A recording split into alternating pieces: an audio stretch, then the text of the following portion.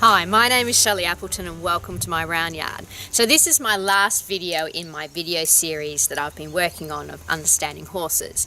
So far we have had a look at topics such as ethology and looking at horses as a species and respecting the fact that, you know, what they've been hardwired with has been programmed into their DNA through their evolution. We've looked at topics such as neuroscience and the impact of the nervous system and how that controls the horse. We've also had a look at cognition and looking how horses think and how they think differently from us. And we've also had a look at biomechanics and conformation and the impact that can have on the horse and the impact that it has on training and things we have to train them to do and the impact on their stress levels and ability to perform in certain disciplines. So this leads me to the last video in the video series, the one I've been putting off to last because it's probably going to be my most challenging. I want to give a bit of an overview of learning. Now it's the most challenging because nothing can make a person disconnect and shut off than the word operant conditioning. And I'm sure that some of you have even heard that and shut this video off right away. Because there's quite a big negative attachment to anything to do with the science of learning. I think most of it has to do with a really crappy experience we had with science at school, and I'll leave that for another video that I can rant about for hours. However, there's also like a lot of convoluted language in the science of learning, which is like a little bit disappointing.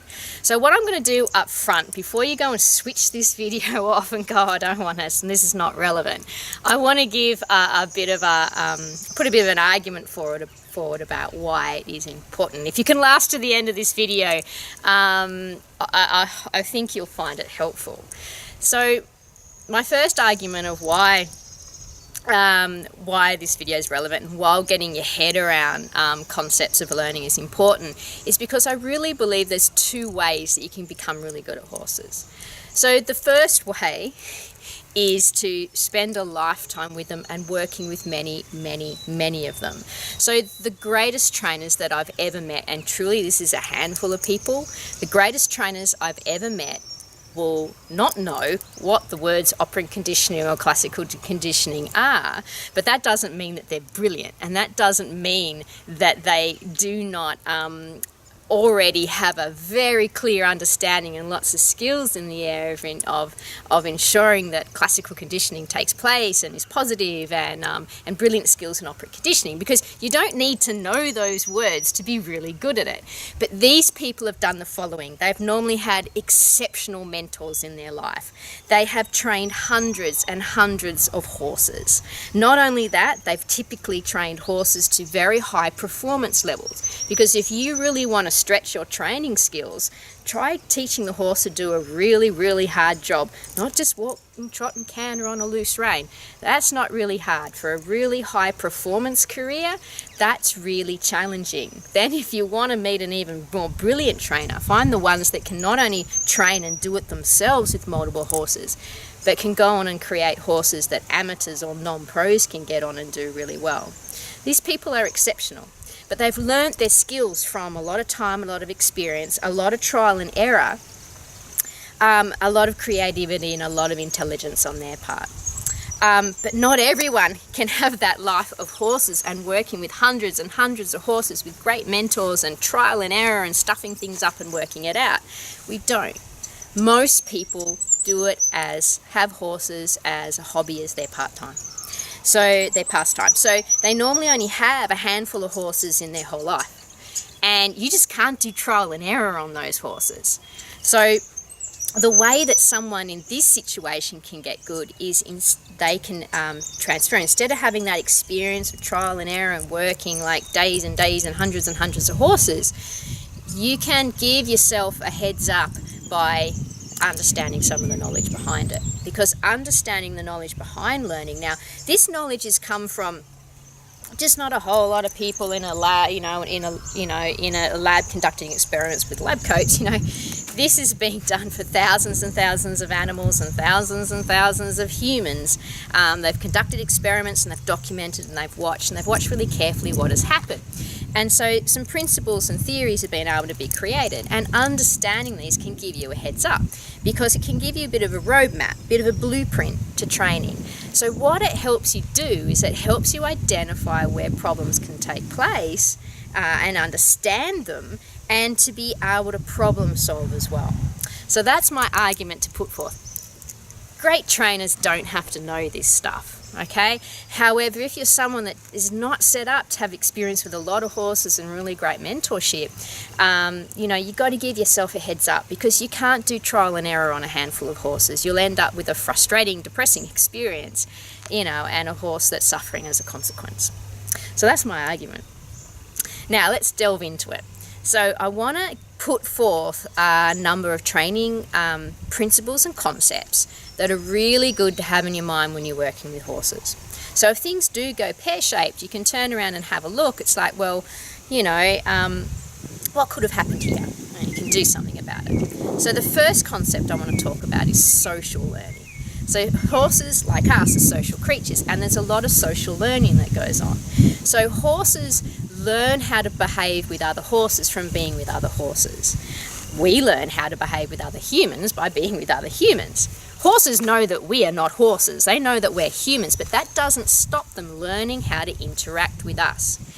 Now, horse dominant and submissive behaviour is hardwired into their brains. Okay, it's something that they're born with. Now, they learn by living with each other of when to express those behaviours. They learn from the consequences of their interactions.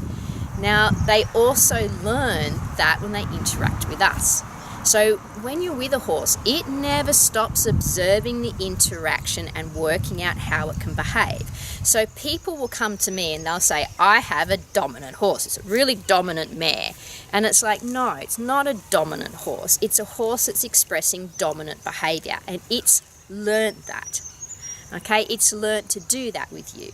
So it's all about, this particular principle is all about remembering that every interaction you have with a horse means something.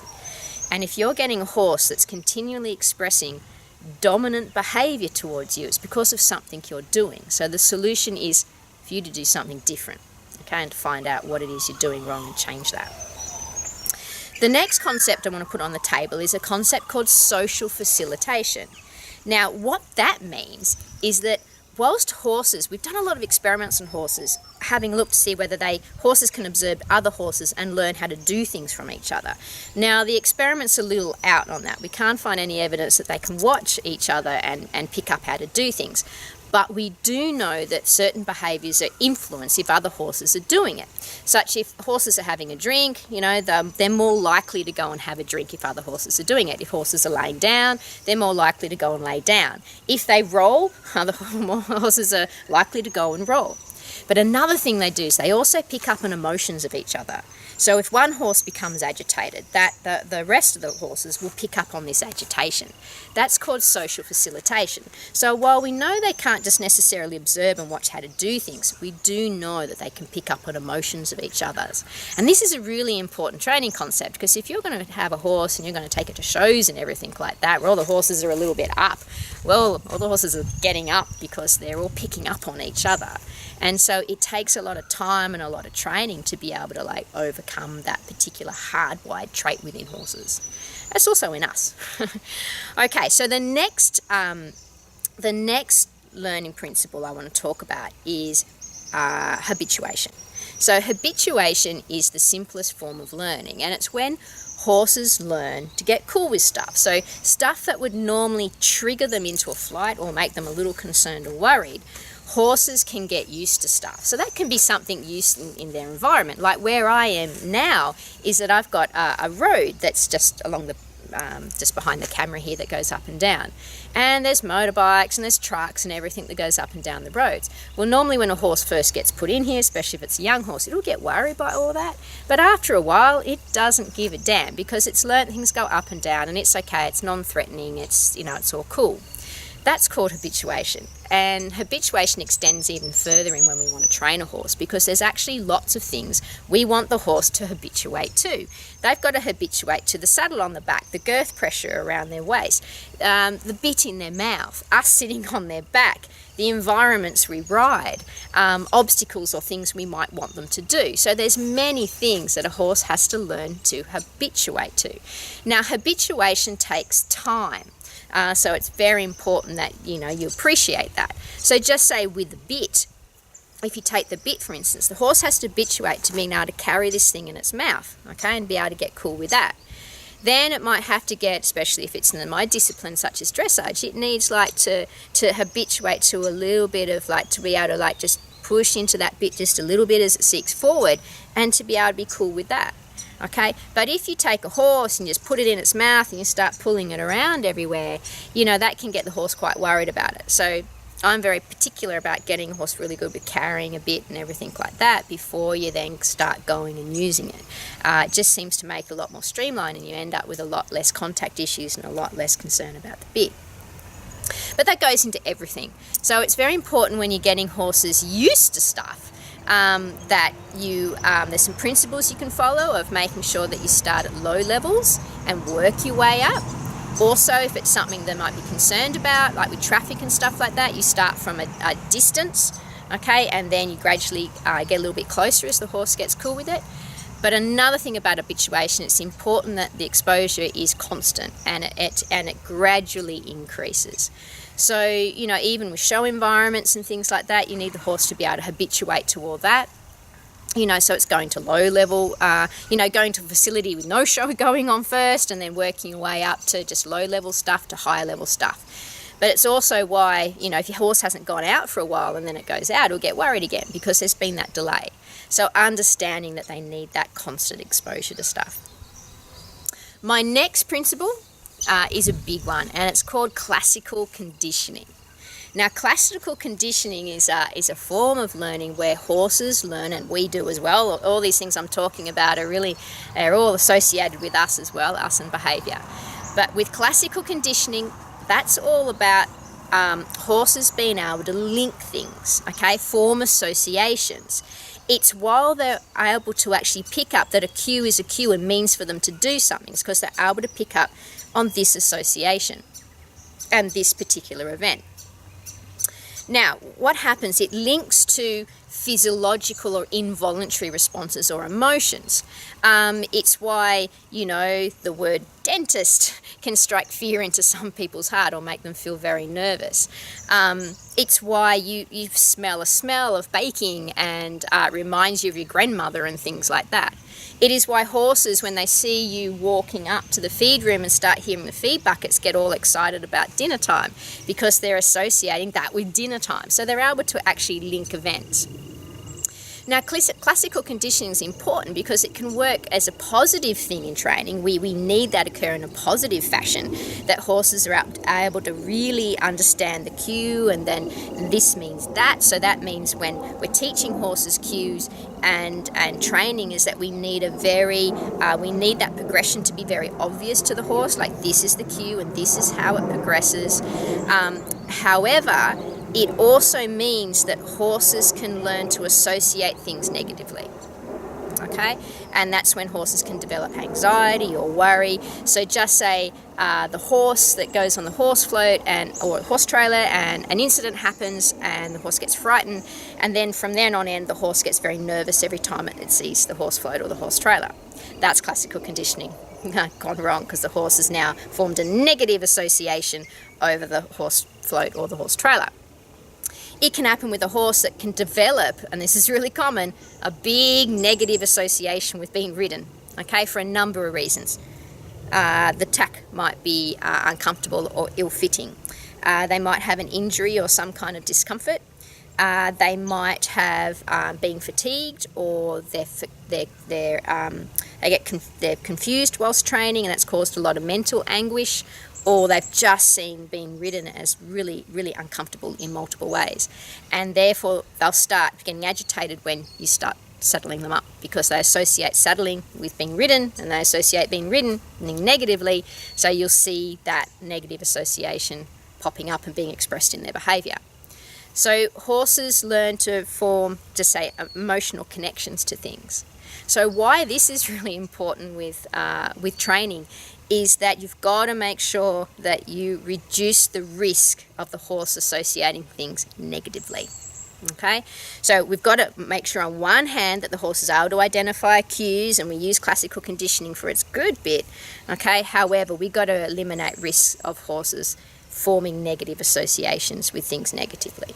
Okay, so setting them up for success all the time, ensuring that they're fit enough to do what they do, pushing them just that little bit but not too much, not overhauling them, not pushing them to a point of discomfort, ensuring their tack's fitted really well, okay, ensuring they get properly looked after in terms of their physical management and stuff like that. Everything to reduce the risk of the horse forming a negative association. Now, I get to work with a lot of horses that actually have a negative association to the person, because horses can form negative associations to things, people, places, environments, or even time. Okay? Times of the day, believe it or not, because it's what they've connected to, it's what in their head, their perception, and what they've connected to. So I get a lot of horses that actually get quite a negative association with the person, and it's overcoming that, which can be quite an art. And that brings us to operant conditioning. So operant conditioning is all about tweaking consequences to either encourage a behaviour or discourage a behaviour. So it targets the horse's decision to perform or not perform voluntary behaviours. Okay, so operant conditioning, first of all, what I'm going to describe the terms, and I'm going to describe why it's important to know about. So nothing turns people off more than the words operant conditioning or negative reinforcement, or if you really want to get people upset, talk about positive punishment. Okay, so what I want to do first is I want to explain those behaviours, because it's all about, operant conditioning is all about identifying that the consequences that occur when a behaviour performs either encourages it or discourages it. So when it comes to encouraging a behaviour, we call that reinforcing behaviours or reinforcement. So in other words, you're encouraging, you're motivating the horse that then when they identify a certain cue that they'll perform this behaviour because it has, a good outcome, and they're motivated to perform that particular behaviour. Well, there's two ways we can reinforce behaviours or encourage it, and that's by making the consequences good. Okay, so we can do that by two ways. Okay, if you're a pressure trainer like me that uses pressure, we can, when the horse performs the behaviour, we release the pressure or go quiet. Okay, so it takes the pressure away.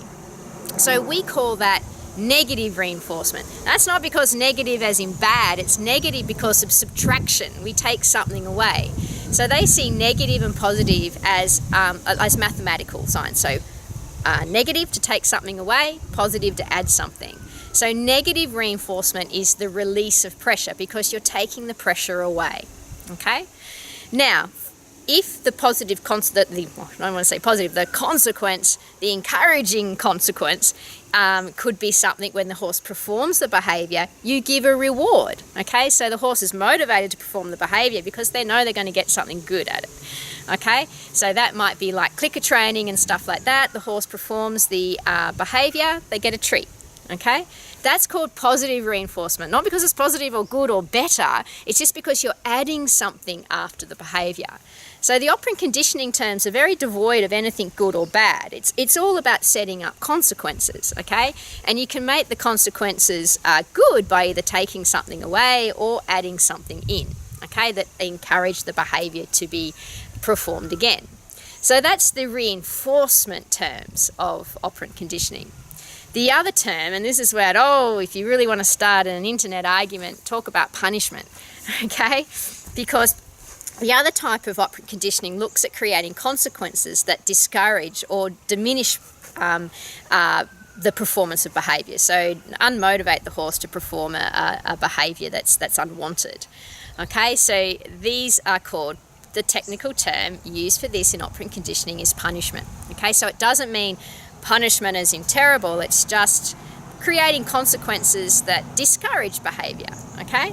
So there's two types. There's positive punishment, again, when you add something. So when the horse performs the behaviour, the consequence means something's added, which is just like me, I'm a pressure trainer, I'll add pressure. So if a horse walks over the top of me, I will bump it back. So the horse walked over the top of me, the consequence was I bumped it back. So the horse is unmotivated to do that again. That's called positive punishment because I added something, okay? Now, the other term is negative punishment, is when you take something away. And there's not a heap of negative punishment examples with horses. There's lots in humans, such as taking away that child's iPad when it hasn't done something. That's negative. That's taking something away. That's an example of negative punishment. An example with horses could be, the horse is wanting a treat and it's mugging you, so you withhold the treat until it's standing quietly and then you give it. That's a negative punishment example from horses. So that's the terms that is used, okay? The reinforcements, which are used to encourage behaviours, okay? They teach because they encourage a behaviour because it sets up consequences which is conducive to the horse learning that behaviour and being motivated to perform it. And you've got the punishment, okay, which is all about unmotivating or discouraging the performance of behaviours. Okay, so they're the terms used and they cause confusion just within themselves, okay? But why understanding these things is important, because if a horse, just say I'm a pressure trainer, so a lot of problems occur because horses don't perceive, just say, the release of pressure. So the negative reinforcement doesn't occur because the horse is not being able to perceive that anything improved, okay? So there's no consequence that encouraged it.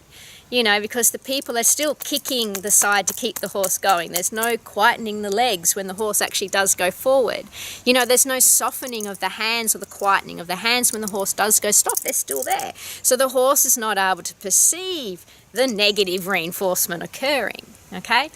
Or just say when it comes to punishment type things, if that timing isn't perfect on the application of pressure, that positive punishment to discourage that behaviour, you're going to get the horse that doesn't identify that what it just did then was wrong, okay? So it will do it again. Or another thing that can happen is that, if someone's having to correct something and the horse keeps walking over the top of them and they back them up and walks over the top of them again and back them up, it means whatever you've done has not been a consequence enough to unmotivate that horse. So it's still going. So it means that you haven't been effective in your application of it. It hasn't motivated the horse to actually change its behaviour. So that's why understanding these things is important. So knowing these particular concepts or these particular principles can help problem solve. So, I get a lot of people coming with a lot of problem horses to come and see me, and all the horses have a negative association with the person or being ridden, and I fix it all very simply. Most horses I fix very simply by getting the person to perform better negative reinforcement or better positive punishment, or add in a bit of positive reinforcement, okay, that make them clearer so the horse is able to actually learn better and identify that this is the behaviour that they want, and these behaviours are discouraged. And that actually fixes up the whole classical conditioned negative association problem, because the horse goes from seeing the person as just like this massive confusion to this person that makes sense. So they start feeling better. So just by helping people apply their cues and their pressure better and have better awareness of themselves, especially in that social interaction, is that I can solve most people's problems. So there's a really good Ray Hunt quote that says horses either do one of two things. They either do what they think they're supposed to do, or what they think they've got to do to survive.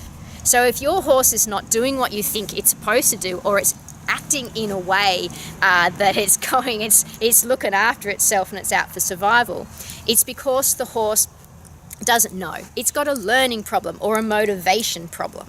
Okay, and by understanding these principles can give you a leg up or a heads up on how those problems occurred and how you can be able to solve it. So I hope that helps, and I hope you've enjoyed my series. Thank you.